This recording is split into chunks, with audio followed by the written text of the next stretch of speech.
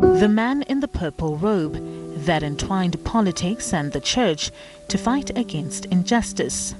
Archbishop Desmond Tutu, popularly known as the Arch, was thrust into politics in the 70s when he used his position in the church to campaign against the apartheid regime. The Bible is radical in the original sense that it goes to the root.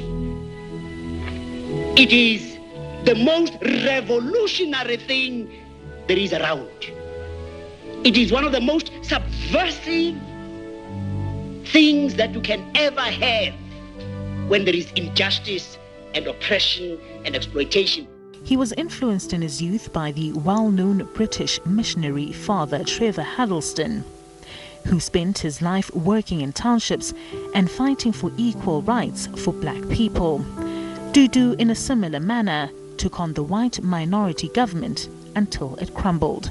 The son of a principal and domestic worker, Tutu was born in Klerksdorp in the former Transvaal on the 17th of October in 1931.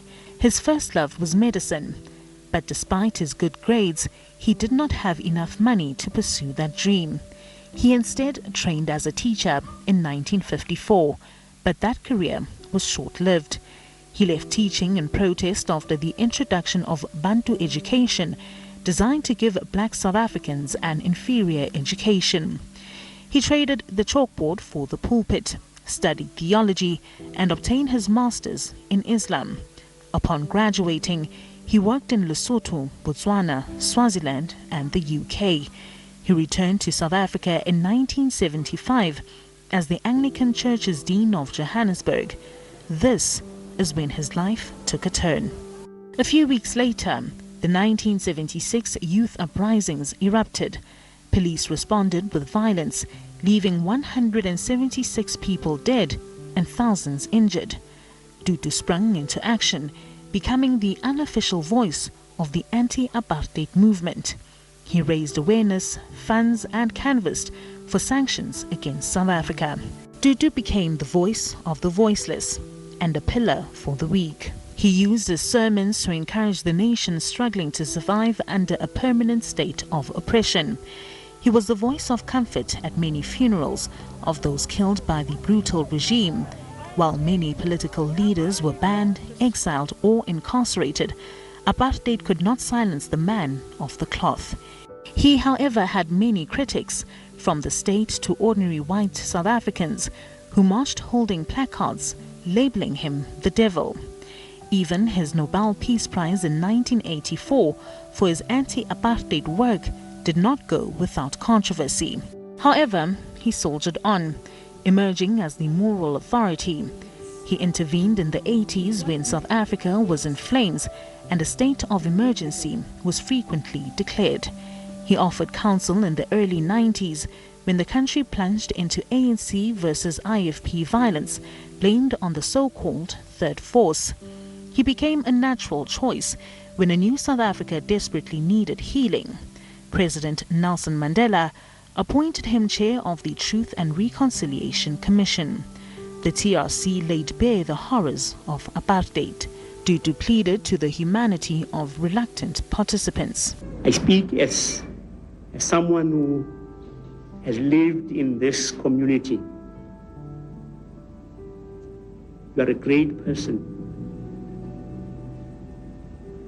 and you don't know how your greatness would be enhanced if you were to say, sorry, things went wrong, forgive me, I beg you. Despite the obvious racial divisions, the Arch clung to a dream of a non-racial South Africa. What have we said to racism? We are the rainbow people of God. The promised land of democracy, he would later find, was not easy. His long and steadfast commitment to the ANC was shaken to the core as he butted heads with the organization. He had public disagreements with President Thabo Mbeki and then President Jacob Zuma.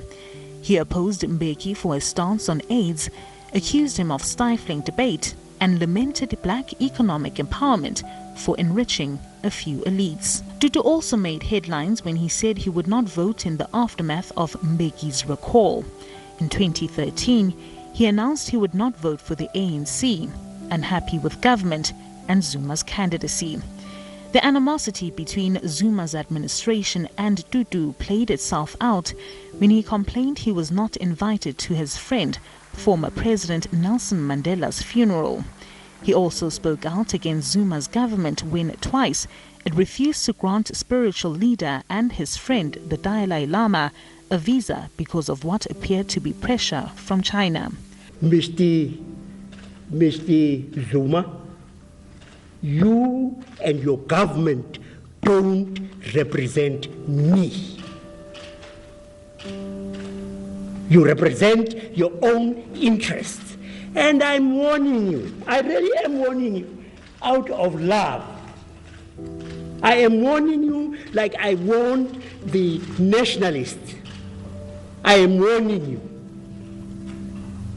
One day we will start praying for the defeat of the ANC government.